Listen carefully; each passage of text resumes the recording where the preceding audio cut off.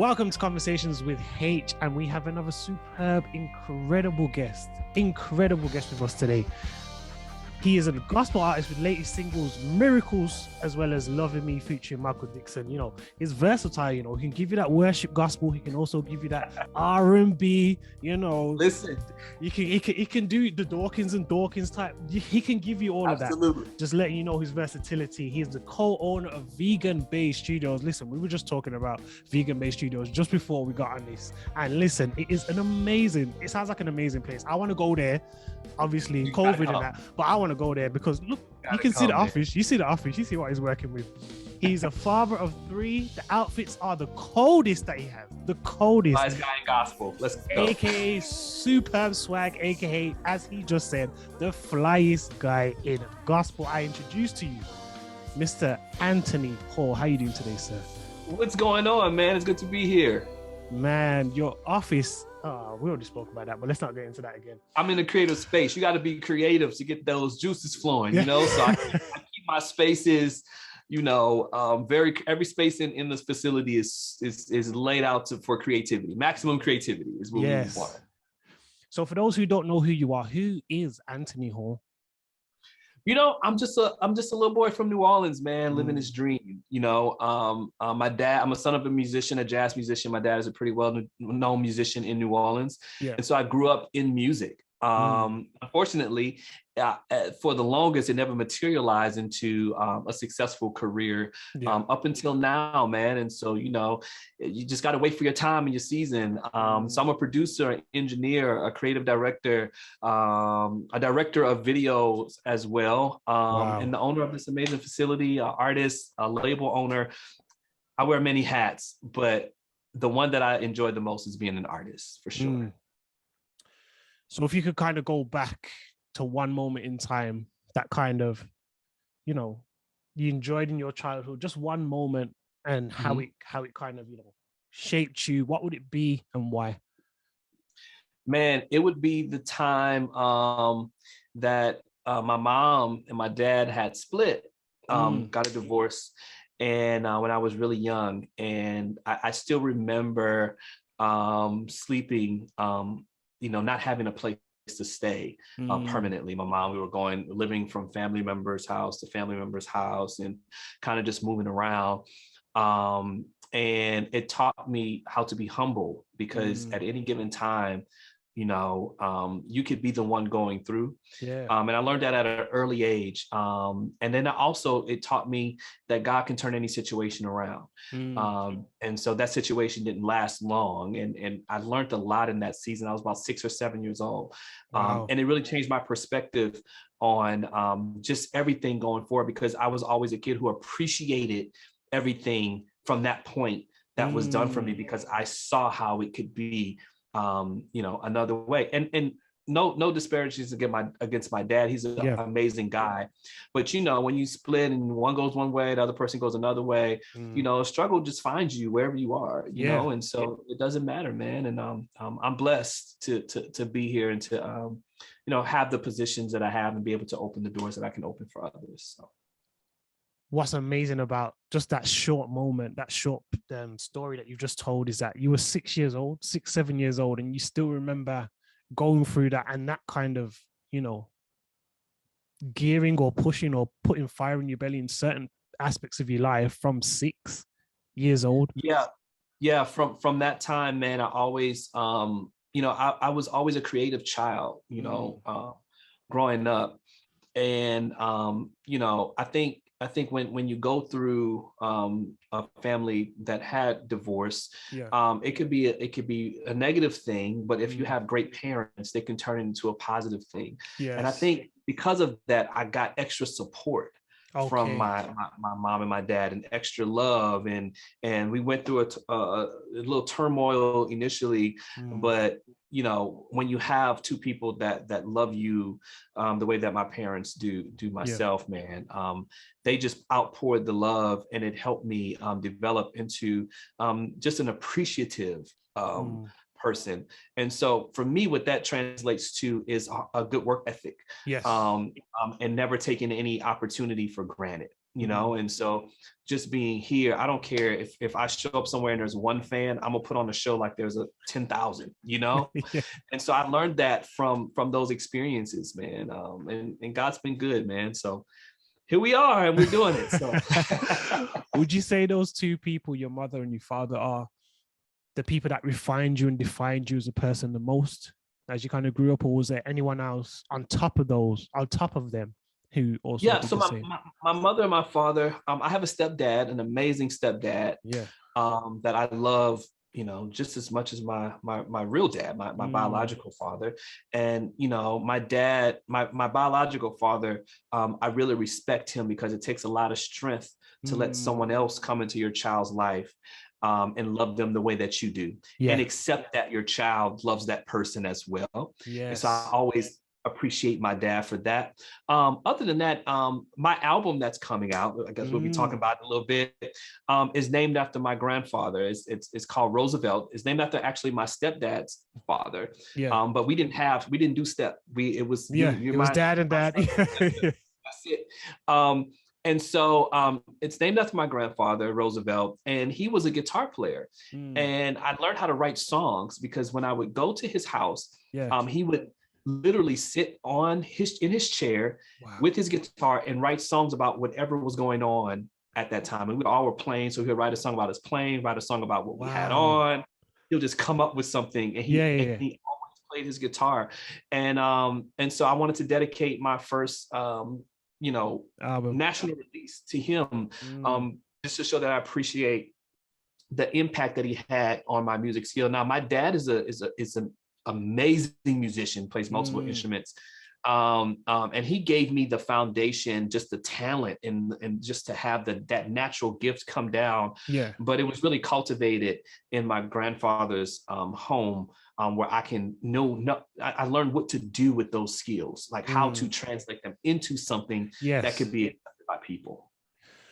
So do you remember any of your grandfather's songs that he made while he was playing? Is there any particular song that, or have they all kind of just gone, but you remember the moments? You know, I remember the moments. I remember the moments because it wasn't a specific song. He would just write something and play. If I had my guitar, I could play like the melody and make something up like he would. But I mean, his favorite parody song was from, I don't know if you remember the show In Living Color. Yes. And it had the man on the guitar. He'd be like, "Don't you know no good? Don't you know no good?" Like he would always sing that, and he would go, "Ah." Like that was his thing, man. And so, I'd never forget that because that's the thing, like the staple thing that I would always hear him play. Besides all of the James Brown songs, So. That sounds amazing. I can imagine you and your other cousins and siblings just walking around the house, just listening to your granddad play. And all day, especially when you've got your father as a musician as well. I can imagine that's kind of where your passion for music and making music essentially started from, seeing those two influences. Seeing my dad. I was a touring kid. My dad played for all kinds of people when they would come to New Orleans. My dad was in their horn section for a lot of great artists. And I just remember growing up, standing on the side of the stage, watching my dad play in front of thousands and thousands of people. And that's where I got my passion to perform. If anybody knows anything about me, like my recorded songs are great, but when I perform, it's a whole other thing. I grew up watching performers perform, and so that's kind of where I got that itch for the live music vibe for my, and most of my album, we actually cut it how I remember my dad cutting music back in the day. Really? I had the whole band in the same studio at the same time. We pressed record and we went, and that whatever we got was what we got. So there was no like, this is one song, then this is the next song. It was like, let's go. Yeah, so what we did was when I wanted to record the album, it was right before COVID really started shutting things down. I flew, my band members who don't stay here in Houston, I flew them here, and we locked in. I locked in with the best musicians from around the country, all came into my studio. Wow. And we did 13 songs in about 2.5 weeks. And so we literally locked ourselves in the studio. We ordered pizza, we did a whole bunch of stuff. and we recorded the foundation of 13 songs. Wow. During that recording. And then what we spent the last year, you know, because I had other projects that I'm producing, other things that I'm doing. Yeah. So I took the last year to kind of perfect what we did. But as far as the music goes, there are no overdubs, anything like that in the music. Yeah. We just worked on the vocals and perfected the songs, you know, from that point. But we had all of the music done within that 2-week period. It's crazy. 2.5 weeks, 13 Yes, songs. Yeah. 2.5 weeks. Yep, 13 songs. That is practically unheard of nowadays, anyway, because a lot of people will put a five-track EP together and they'll say, okay, let's do this, and that might take a couple of months. Yeah. No, 2.5 weeks. I wanted to get out what I had in me since I was 18. I've been recording my own music. I wanted to be a basketball player, and I was good. I wasn't that good. I wasn't like NBA good. Okay. So I remember my dad, we were driving home and my dad said, you know, son, you know, I don't really think you're gonna make it to the league. Oh, wow. You know, putting all your efforts into being a basketball player, and that's great. And I encourage you to do what you love. But this is a hobby. Basketball is going to become a hobby. You don't have the size, you don't have the speed, you can shoot, but you know, you need more and you don't have it. So I'm going to take you to Guitar Center. I'm going to get you a setup, and you're going to really get into this music because you have a gift that can take you places where other people can't go. And so my dad allowed me, when I turned 18, I graduated from high school. My dad said, okay, you live with your mom full time all that time, come live with me. And he set me up a studio in the back of his house. And that became actually the launching pad for a lot of local artists. And we just stayed up all night recording songs. Now, my dad would be on the road. He would come back in town or come back from rehearsal late. And he didn't care. He would never tell me to cut the music down. I can't remember one time where he would say, hey, stop that. Because his thing was, as long as I hear that music, I know you're working on something that's going to turn into something great for you. And I know you're not in the streets. You know? And so I don't care who comes here. The only thing he said was just respect the house. You know, other than that, it's free reign, you know, and we recorded some great music. I learned how to engineer. I learned how to, sequence. I learned all of the software plugins, everything. And so the reason why we can do that many songs in that time period is because I'm fluent in all of those things. You already tapped into all of that. Yeah, I know how to work it, and we have engineers and you know, we have all these people in the same room, and we can turn over, you know, the songs pretty quickly. So, you know, I didn't realize when I was 18, I never finished an album. And so somebody asked me, how long were you working? Did you work on this album? And I was like, well, you know, we recorded 2 weeks, worked on a year, but I was like, really, this album is 20 years in the making. Wow. And so I'm just finishing this record, you know, and I've been recording since I was 18. I've had records on other people's projects and stuff, but you know, for myself, I'm just finishing this record. So it was 20 years in the making, man. We're excited to have everyone here really soon. So, Anthony, a lot of people are going to be watching this and thinking, hold on, he's got all of this skill. He's got all of this talent. He's got all of this ability.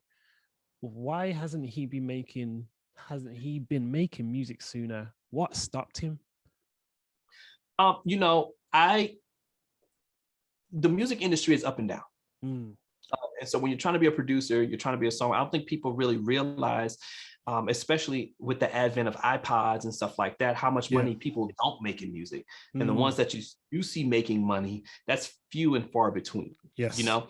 And so I have to take care of home, you know? And so one of the things that working in the studio taught me is computer engineering and stuff like that. And so I worked in the development of apps and things like that and processes.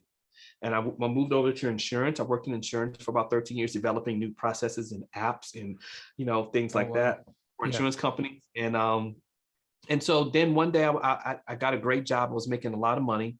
I had kind of put music kind of on the back burner. I've been a worship leader. I mean, I've been known in the music community, the local music community, local scene in New Orleans and in Houston for, you know, since I was a teenager. And I've worked on different projects, but, you know, I put that to the side to pursue a career, like what people say a career.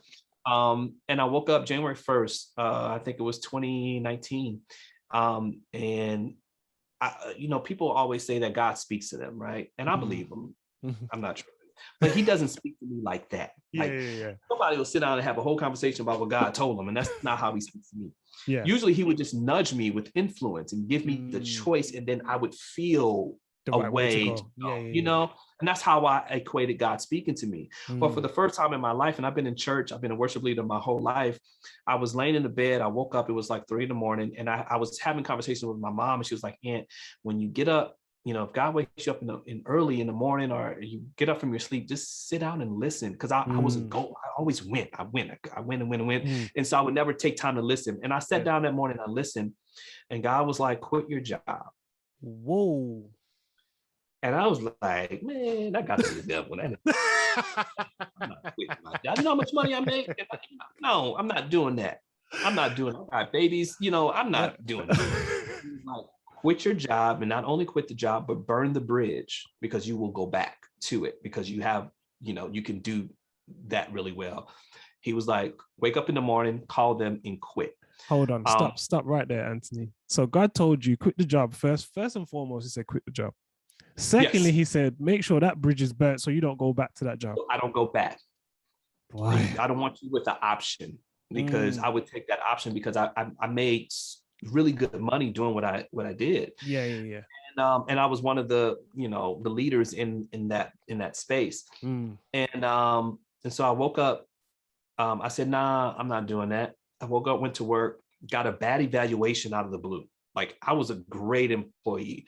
Wow. Got a bad evaluation. I was just like, man, this is not right. Then my manager, you know, quit. I had one guy over me from the guy at the top of the company. He quit. And I was like, they put me with another guy. I really didn't feel him like that. Yeah. All these signs.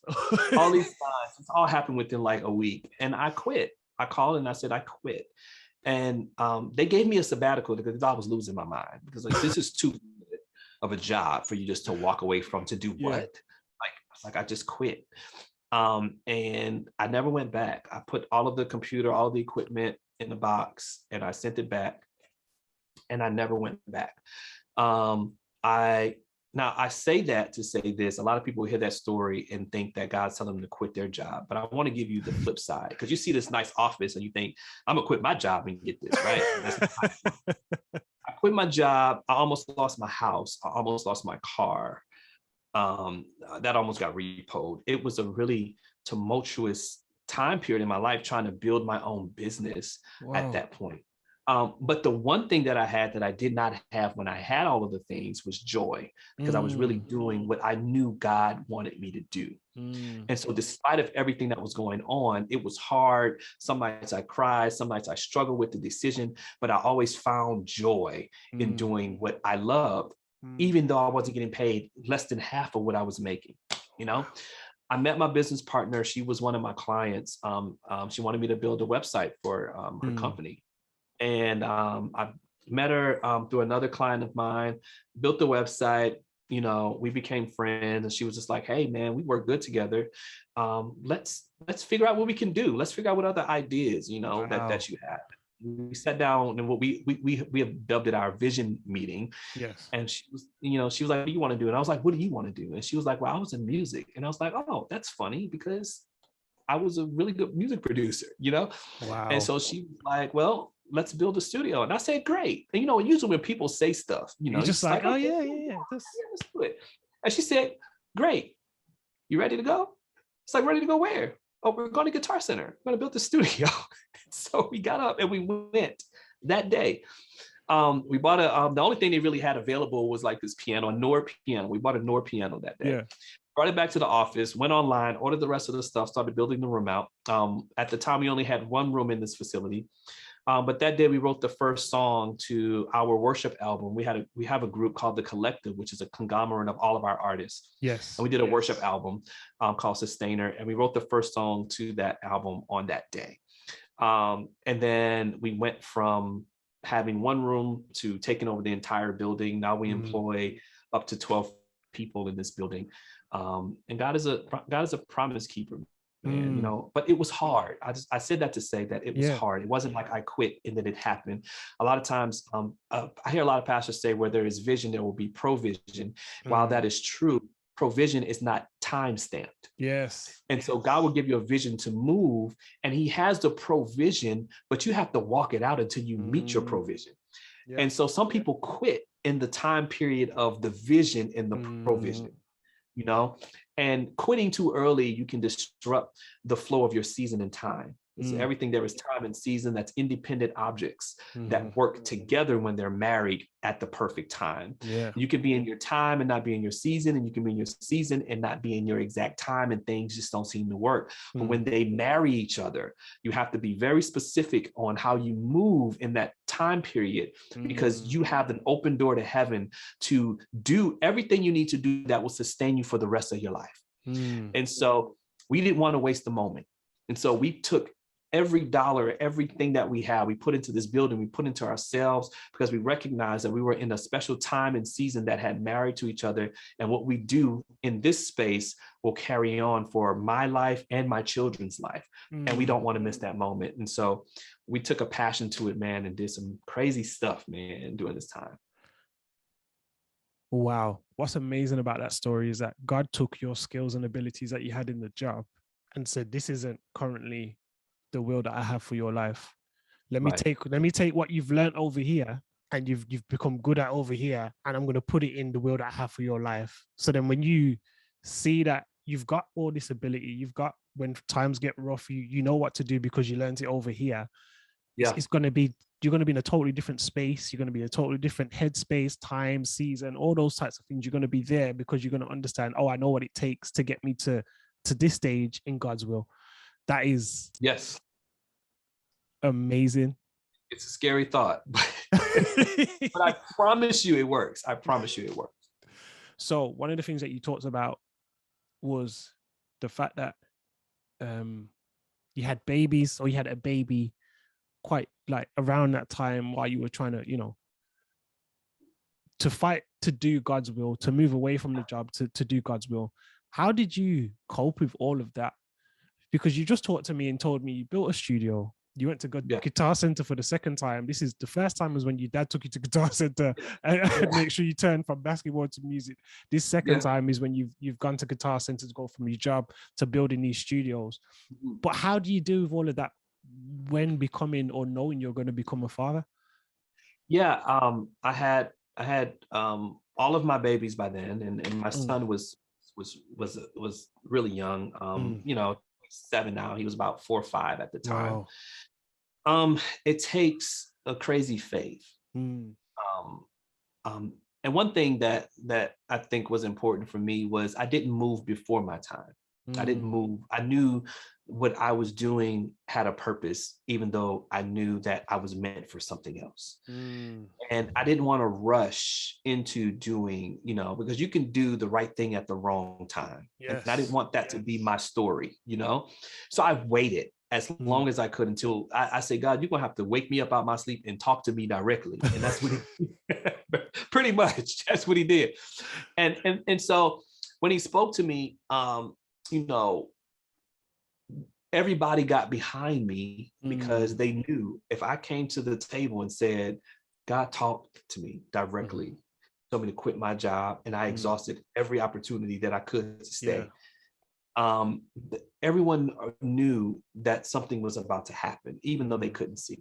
Yes. And so that's why your circle is important, because your circle should consist of people not based on your skill and not based on how fly you are, not based on how smart you are. Yep. Your circle should consist of people based on how crazy their fate matches up to yours. Because if you have faith, you can learn how to do the ancillary things that you need to do. But I need people around me that when I say, God told me to go over here and spend $250,000, that nobody says, well, I don't really think that's what, I need you to have just as much faith as I have, because you've seen him work the way that I've seen him work. And sometimes that's not built into a skill set, you know, that's built into a walk in a relationship with God. And so I need people that have a matched relationship. How can two walk together unless they agree? It doesn't say how can two walk together unless they're as smart as each other. Agreement has nothing to do with skill set. Agreement has everything to do with your relationship, your faith, and your walk with God. Anthony, you're dropping gems at the moment. That's firstly what I want to say. What I also want to say is, or I want to ask is, do you feel like there was anything within your life up until this point that you could have done more of or taken a different path of, especially musically? Do you feel like you could have Yeah. gone harder in that? Yeah, I think I squandered a lot of early opportunities, you Really? know, and that's where I learned that precept about season and time, Mm. because I missed a moment earlier in my life that could have catapulted me to where I am or where think I'm going now, you know. Yes. And so, you know, when we talk about how God's promises are yea and amen, everything God said that He's going to do, He's going to do. Mm. He will do that. I'm here to testify that He will do it. Yeah. But when you miss your moment, you have to wait till your moment comes back. It's just Mm. like the season, you know. It's Yeah. just like winter. You know, you want to build a snowman and and you're in summer, you got to wait for winter to come back to build that snowman. It's just not going to Yeah. work out of season, you Yeah. know? And so, you know, God will do what He promised you. But Mm. sometimes when you mess up that time and that season and your moment, you have to wait until it's the right time again, you know, Mm. to the right Yeah. Yeah. season Yeah. Yeah. to build what you want to build, because God has to orchestrate the right people and the right opportunities and the right Mm. chances the right way. Mm. And I don't think people appreciate how hard that it is, how God can move things to be what you need, you Yeah. know. And so He has to reorchestrate now the things that you might have missed. And so Mm. early on, I didn't take it seriously. I just Wow. didn't. I just thought that I would always have the chance to do it. And Wow. so, yeah, and I just, you know, I just was having fun. I didn't know. My mom would always tell me, boy, you need to take this seriously. I was like, I'm young, I got time. You don't have Mm. time. I tell people you don't have time because you will lose your time. And now I'm gonna tell my age, which I, you know, you will be mortified. But now I'm 39. I don't look Mm. 39. God has saved my face. But my body 39, like my joints are 39. Elbows, knees, everything. I go try to play 39. basketball, y'all gonna carry me home, period. Um, but I'm 39. You know, I'm Mm. doing at 39 what I should have did when I was 22. Wow. And I had to wait until this came back Till it for me cycled to back. do it again. You know, and so what I tell my employees here, we hire up and coming. Everybody Mm. here that works here is up and coming something. Yes. And what I try to do is give them what I wish I would have had when I was 22, 21, or Mm. 24. Because if they can get it then, by the time they're my age, just think if I would have got it at Then. 22 when He gave it to Mm. me, where I would be right now. I wouldn't be pressing as a new artist. I would be Yes. established. I Yeah. would have, my sound would be appreciated. Everything, all the things that I want to happen now would have happened. Mm. But that's why I'm grateful for the process. I don't miss any. I take, when Uncle G calls me and says, Aunt, you have an interview. Aunt, you have this. Aunt, you have this. I don't care what's going on. I take it. I sit down. I make the time because Mm. I'm not missing this moment, you know. Yes. And I can see God opening the doors and things like that, because I don't think I have another 17 years to wait for something else to happen for me. I need it to happen now, you know. And so if everybody can take every opportunity like that, like this is Mm. my last chance, not I got time, because you Yeah. you don't have time. People are falling away like Yeah. crazy, man. And so, you know, you got to do it like Nike, just do it. Pun That intended. is so true. That is so true what you're saying. Especially, we've gone through a time of COVID as well, where we've seen people pass away. We've seen our friends. We some of us ourselves have lost people who we thought were going to be around for such a long period of time, Yeah. because we thought we had time with them. We thought, oh, let me not do that now. Like next year, I'm going to see them at this, and this. And then next year comes Yeah. around, and a lot of us are mourning and seeing that those things didn't materialize. So what you're 100% right in what you're saying in terms of treat everything like it's your last chance, Yeah. because you just don't know when the time's going to come again. I think that's Exactly. amazing in what you're saying. But considering what you've learned from 18, 19, 20, 21, 22 up until now as a music artist or someone within the music industry, what now as a music artist what type of music artist do you set out to be? Um, my answer simply is different, which is the answer everybody would give, right? I don't want to be like nobody else. But truly, if you look at the music industry, I mean, and we're in the Maverick City moment. We're in the worship team. There's no more choirs. Yeah. Jay Moss is not Jay Mossin. There's a hole in urban gospel. And there are guys that are doing it. I'm not trying to say that you got Jordan Armstrong. Yes. You got, people like that. Lecrae is still doing this thing. Even Jay puts out music, and you have all of those people. But the overriding theme right now, we're in this worship move, this worship moment. And I intentionally didn't want to do that with my album. Really? Because while I love to worship God, I'm a worship leader. I've been a worship leader my entire life. I love that aspect. I think we have taken the fun out of gospel music, where you come to a concert to have an experience with God, but not necessarily to be laid out on the floor crying. You want the vibes. You want the... I just want to come out, dance, have a good time, and with a positive message. That's just as much gospel as that. And I think what happened was we allowed the world to take our sound, apply it to what they do, and then the church now says you can't be like that. Wow. And so I have a song called Altar Call. It's James Brown to its core. Yeah. The church would say, James Brown, like, no, we don't want that here. But that comes from quartet music. You know what I'm saying? So I wanted to intentionally do something different and just be myself, and not necessarily make an album that I know would work. Because there are things, you work in radio, they will say, well, it needs to be this type of vibe and it will work in radio.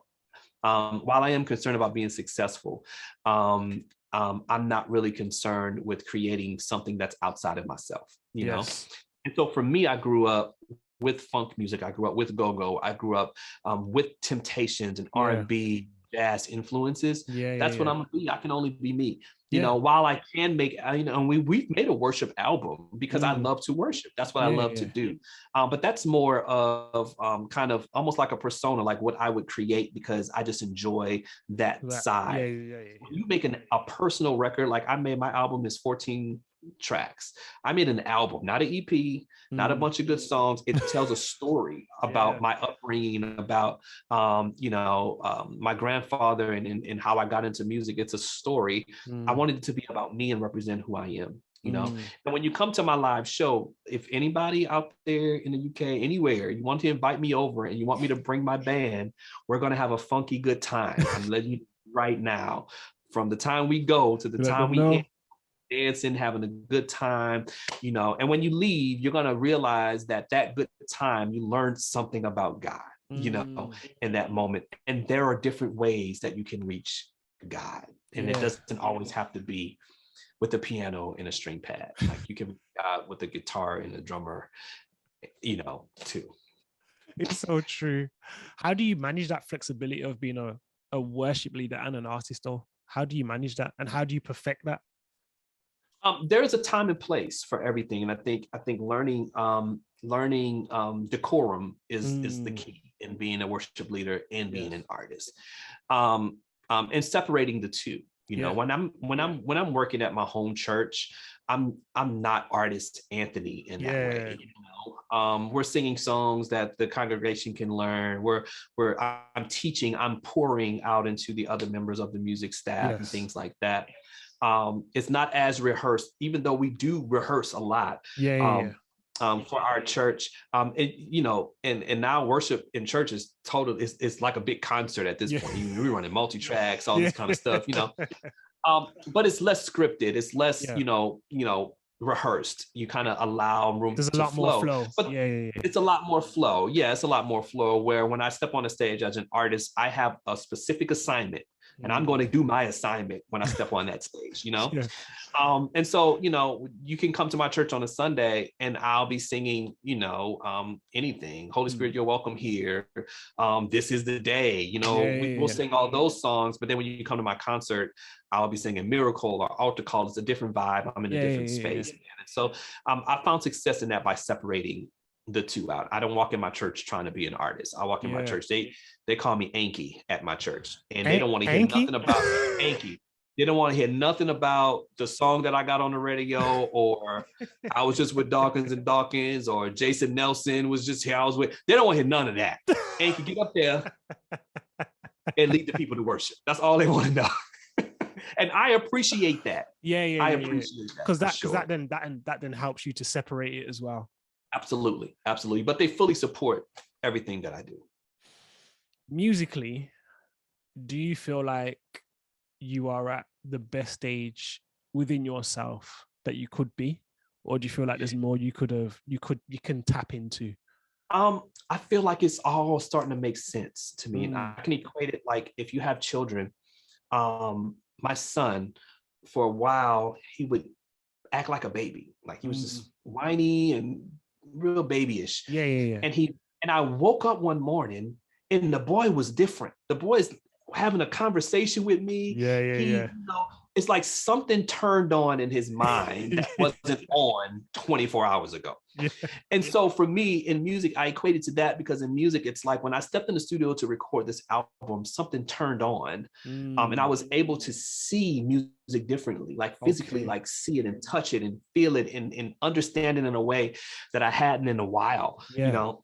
And so I think I'm in a space right now, and I'm always creating. Like I was recording last night, not for this record, but I'm just recording while I'm in this space of this creativity that I have, you know? And so I think there's still more that I can tap into, but I created a roadmap for that. I think creatives, it's important to not just be creative just off a whim. Create a map for your creativity. You know, for me, it was, okay, I did the Roosevelt album, and songs are still coming to me. Where do I place them? Okay, well, how about for me, let's all of my albums line up to someone who meant something to me in my life, and let's write from that perspective going forward until God tells me different, you know? And so it's creating that map so that you can stay in the vibe of where you are and stay creative.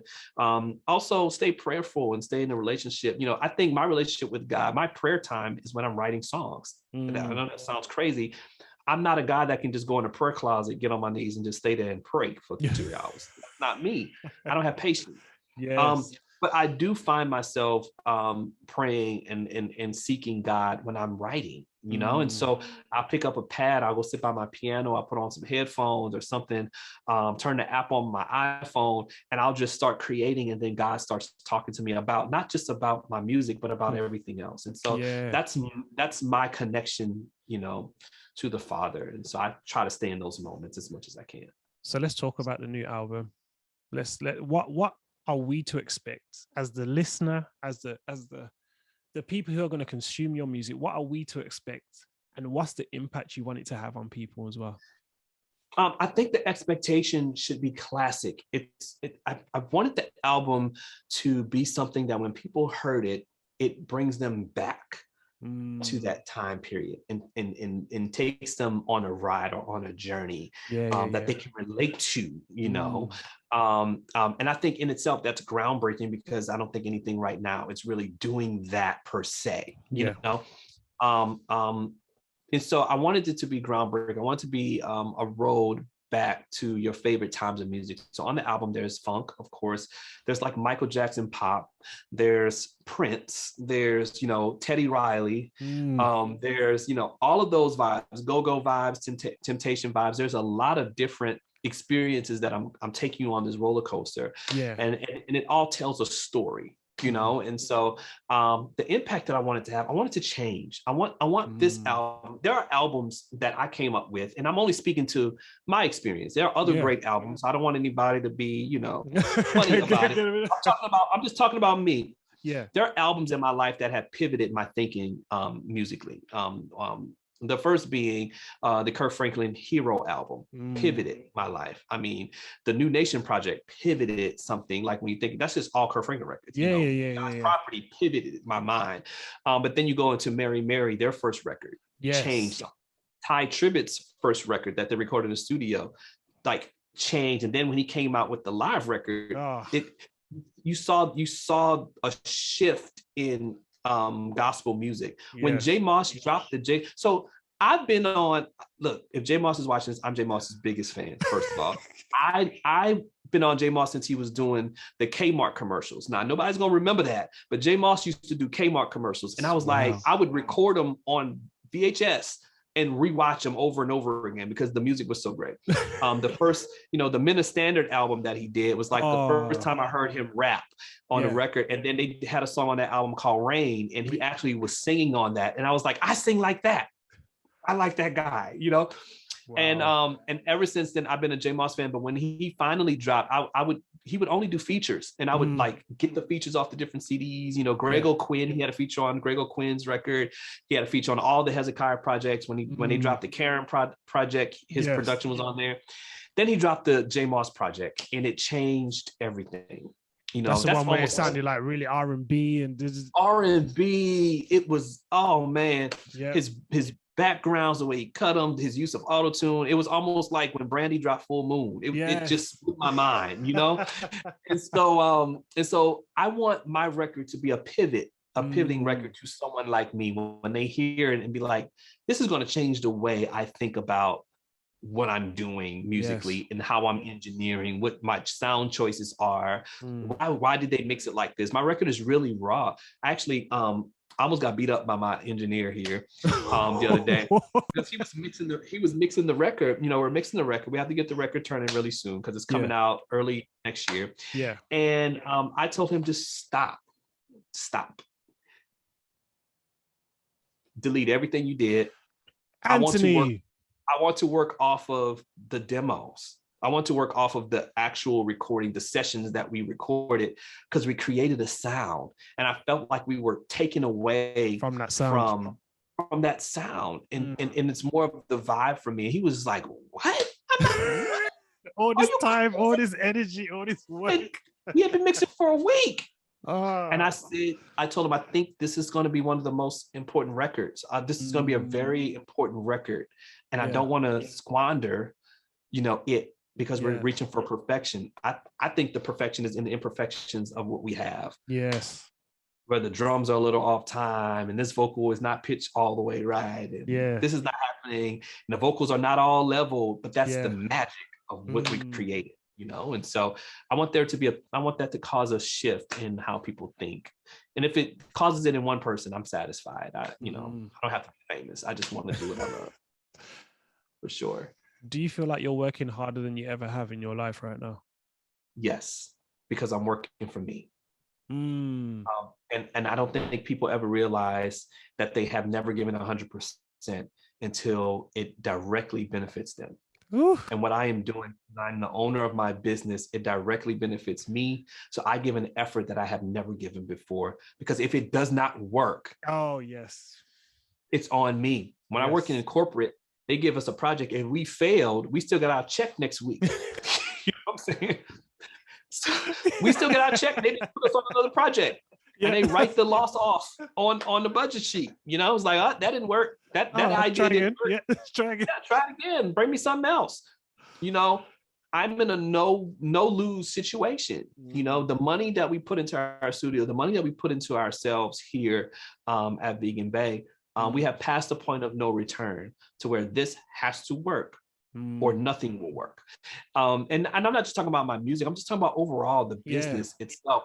And so I am really busting my butt every day, long nights, early mornings, doing what I have to do.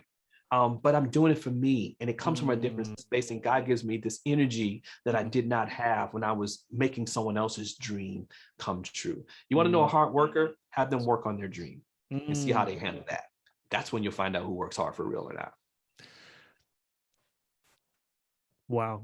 I'll pause there for a little bit, because I know that people are going to take that in and going to be like, Anthony, you're still dropping gems, and we're along in this conversation. I've been around, man. I've been around. And that's the thing. I can tell from this conversation that you have a lot of knowledge, a lot of wisdom through your experience, but there's also a lot of still fire in your belly to still achieve and push the needle in every which way possible. If that makes sense. I'm never satisfied, which is a great and a bad thing. It could be great and horrible. But I want to push it. And I learned that I want to push it not for me. I want to push it because I want someone else to have an opportunity based on how far I went. And I always prayed to God. I remember there was a time, a pivotal moment for me in my life. I was working at a cell phone store. I was in my early 20s. And I was, broke. Just put it simply. Yeah. And I had to catch the bus. And in New Orleans, catching the bus, I mean, the public transportation is great in New Orleans, but it's not like when you're in London where everybody catches the bus. You go to London, everybody, or you go to New York, everybody catches the bus. This is what it is. You go to Atlanta, a lot of people catch the bus. In New Orleans, even though it has great transportation, if you caught the bus, you were poor. Oh, wow. You didn't have money. You couldn't afford a car. And I remember sitting at the bus stop and it started raining and I got soaking wet. And I sat there on the stool at the bus stop and I said, I will never in my life catch a bus because I have to. This is my last day ever in my life. If I got to quit my job because I can't make it on time, I'm never going to catch another bus in my life. So I don't know what I got to do in the next 12 hours to cure the situation. I'm never doing it again. And I got up from there. I went to work. The next day, I was at a car dealership. I found a way to get I borrowed some money from my cousin so I can get a car. And I worked overtime to pay it back. And from that day, I never caught another bus. Wow. And I said, God, if you can, this is how simple I am with God. God, if you can make sure that I never have to catch another bus, when you give me the opportunity, I'll make sure somebody else don't ever have to catch a bus if they don't want to. And so what I'm doing and the needles that I'm pushing and the effort that I'm putting in is to make sure that everyone that's attached to me would never have to catch a bus, would never have to struggle, would never have to get their cell phone cut off, would never have to worry about being homeless, would never have to be hungry. Now, you can't always just get everything you want, but I believe that everybody attached to me should at least have their basic needs. And I sacrifice to make sure that everybody attached to me can at least get paid enough to take care of what they need to take care of, the basic things. And so that's a promise I made to God. And I've never caught another bus that I didn't have to catch. Wow. That's why. Currently, a product of your hard work is the office in the studios that you're sitting in at the moment, Vegan Bae Studios. Talk to us a little bit about that and tell us, what are you guys trying to achieve with Vegan Bae Studios? Not just in the planning meetings, not just in all those types of things, but in terms of your dreams and the conversations you've had with God. What are you guys trying to achieve? You and Dominique, what are you trying to achieve with Vegan Bae Studios? Vegan Bae Studios is a 17,000 square foot facility here in Houston. We take up a little bit over a half a block. When you walk up to our facility, it's a half a block. And what we wanted to do was be a conduit for other people to be great. And so, what we're trying to achieve is to make sure that the product that we put out early, even though sometimes I feel like we're not getting enough traction, that we have a great product and not enough people are hearing it, but we continue to put out a great product because when people do hear it, we want to be a one-stop shop. Yes. So we want people to bring their artists to us, labels, and say, I want you to produce an album. We can take them from the studio. We can take them over to the photography suite. We have staff photographers do their photo shoot. We have a staff editor who will edit your video, your photo. We have a theater. We can take you over. You can rehearse your show or put on a show and sell tickets. Wow. We can mix your album here. We can do everything here. We have a stylist. We have a closet. We have a fashion firm where we rent out clothing. The Soul Train Awards just happened. Tisha Campbell wore one of our, pieces of clothing. Wow. Our executive director is her main creative director and stylist. So we have people here to make those things happen. We're just trying to get the word out so that people can begin to come and patronize our business. We do great work. We love what we do. But at the end of the day is, if I'm not a conduit for someone else to become successful, for someone else to be greater than me when they get to my level, I failed at my job. And so simply, we're conduits for other people to be great. Wow.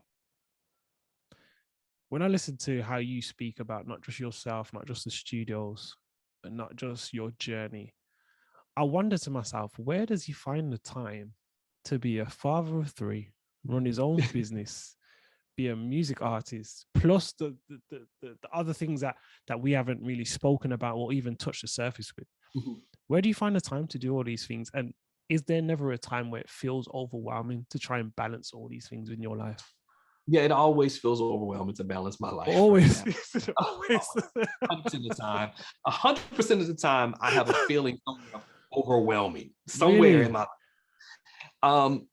But you know, for me, it's having a great family that understands what I'm trying to do. Mm, Um, it's almost like being a pastor. When you're a pastor, your life is not about you, it's about other people. And I'm the mm, pastor of my space, you know? mm. And so it's important, successful pastors, successful leaders have people behind them that understand the goal. Yes. And everyone in my life, even my children, they understand what I'm trying to do. And I Mm, explain it to them. I don't sugarcoat. Daddy's gonna be gone for a little while. yeah. But this is why, you know, Daddy has a calling that's greater than just you. Mm, What I provide for you, God has called me to help other people be able to provide for their families, you mm, know? And so of course my kids and everybody come here whenever they can, and we travel, and I spend, you know, for me, it's a matter of, if I'm out on the road doing something and we have an off day, mhm, instead of staying out for the next day we have something to do, I actually come home mm. and I'll fly home. I'll stay with them. I'll go to basketball games, football games, take the family out to Yeah. dinner and go to a movie, and then get on a plane and go back. Mm, And it's a sacrifice, but yeah. with great, you know, blessings come great responsibilities. Mm. And so that's what I tell people when people say, "Man, I want to be like you when I grow up." No, you don't. You don't. This is hard work, man. Um, but I was built, you know, I believe I was built for this, and I have a Yes. special skill set built into me that I can navigate the overwhelming spaces, you Mm, know. And that's how I know, you know, not everybody's called to do this. Some people is just called to be a photographer. That's it. You're gonna mm, shoot pictures, you're gonna go home. And I'm cool with that, you know, but I know God has called me to do multiple things, but he has given mm. me a gift to handle the multiple things that he's given me. You know why I'm truly inspired from this conversation is because every single stage and step where God was like, I need you to kind of do this, you went. Mhm. Or Mhm. whenever someone was like, okay, let's go. Like when Dominique told you, okay, let's go Guitar Center, or when your dad said, let's go get you some music stuff and focus you on this. You did it and you carried on Yeah. doing it until it became for God to move you into another space or into something else.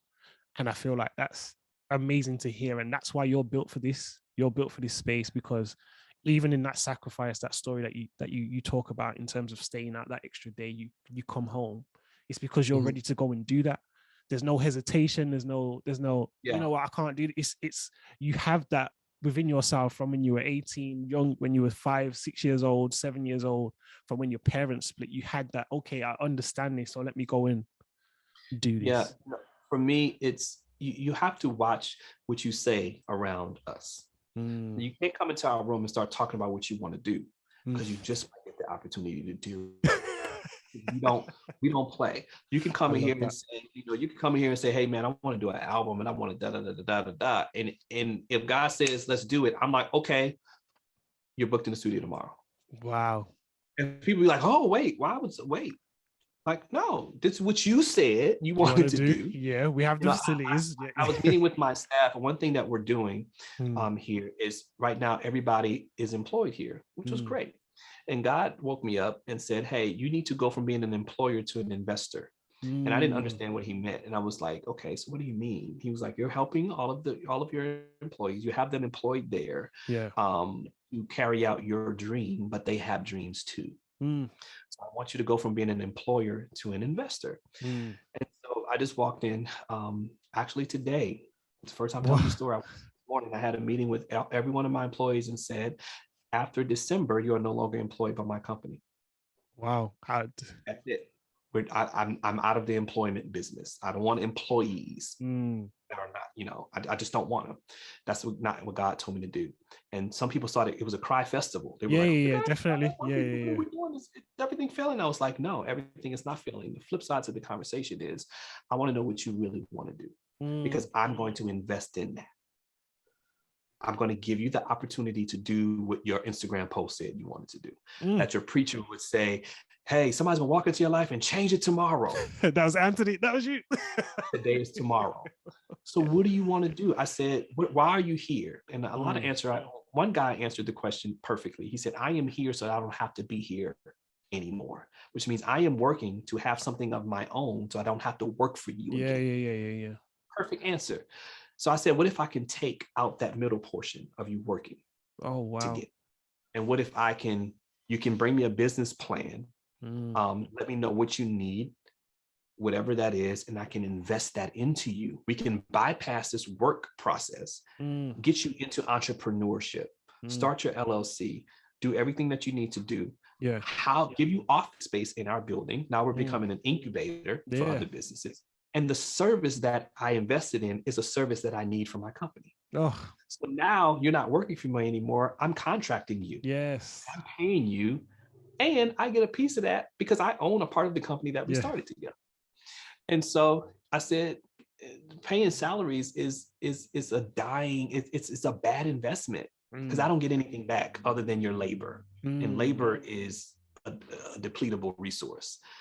I need to make investments into something that's sustainable, which is a business company in your dreams.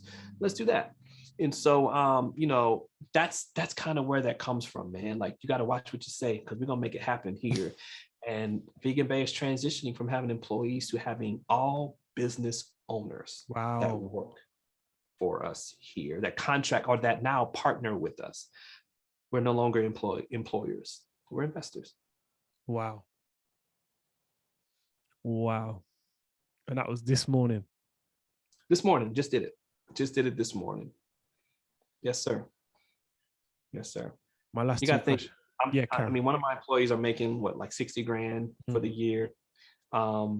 Just think, if I took that yearly salary and started a business for you, you can make your own 60 grand. And now I have a service that I'm not even paying for. So after this first year, now I'm making money off of it.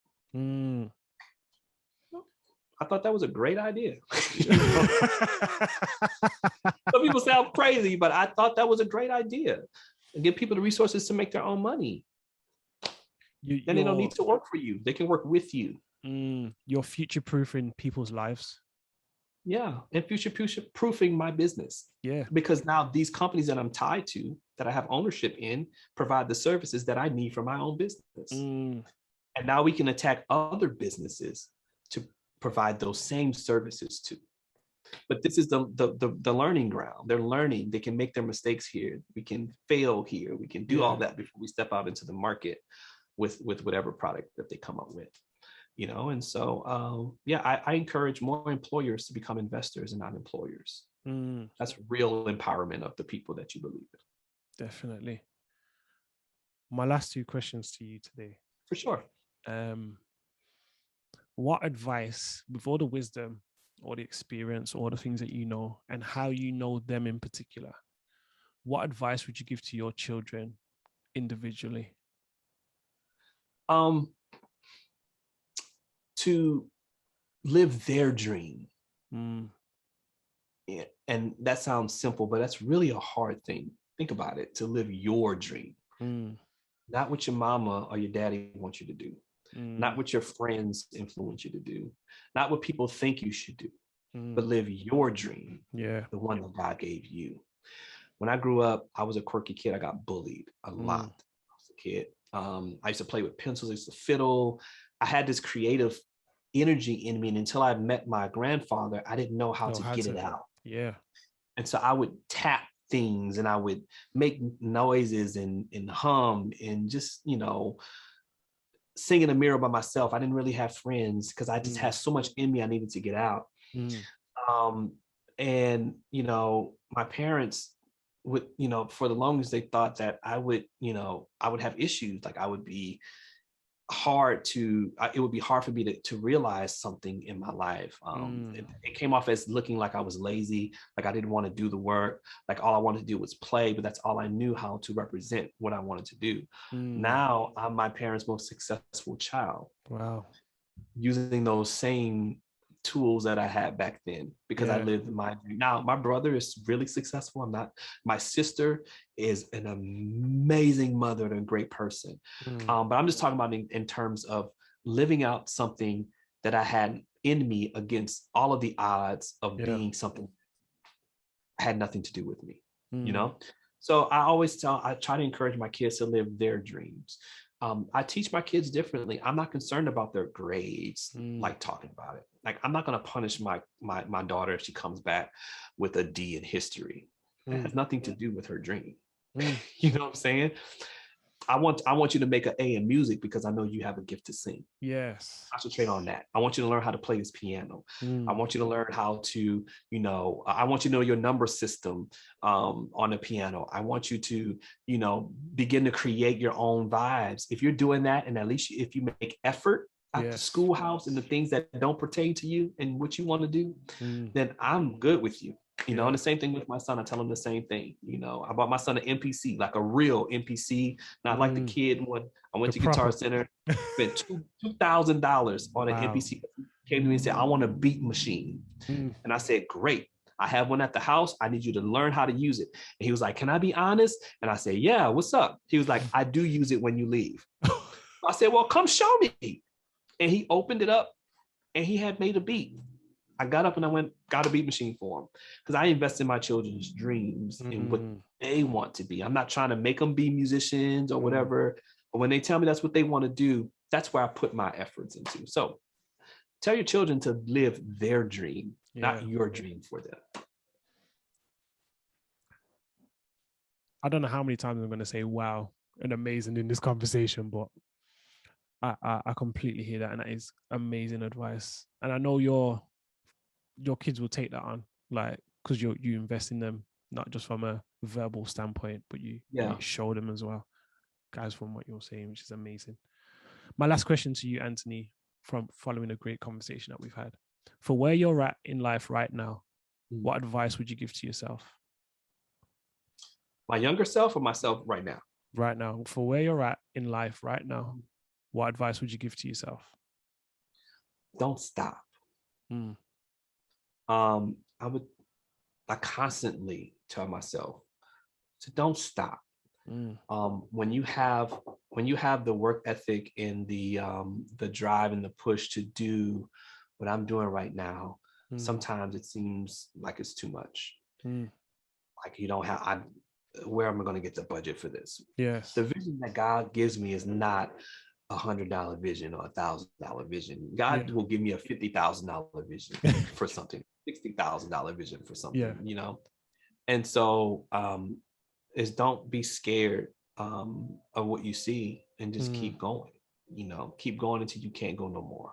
And I'm not talking about in terms of wearing myself out, but just keep trying, keep creating, keep pushing the envelope. Keep investing in people. Everything that I'm doing, find a way to do it even more, because I'm blessed, because I am a blessing to other people. And because I respect and I worship God, and I don't take any opportunity for granted. And so here we are, man, doing it. So keep going. Mr. Anthony Hall, the businessman, the investor, the artist, the father, thank you very much for your time today. I appreciate your time, man. It's been great talking to you. It's been amazing. And this has been Conversation with Haych, with the amazing Superb. Go follow him. Go check out Vegan Bae Studios. Go look out for that album that's coming out, Roosevelt, that will come out in early 2022. Mr. Anthony Hall, thank you guys, and we'll have more content coming for you very, very soon.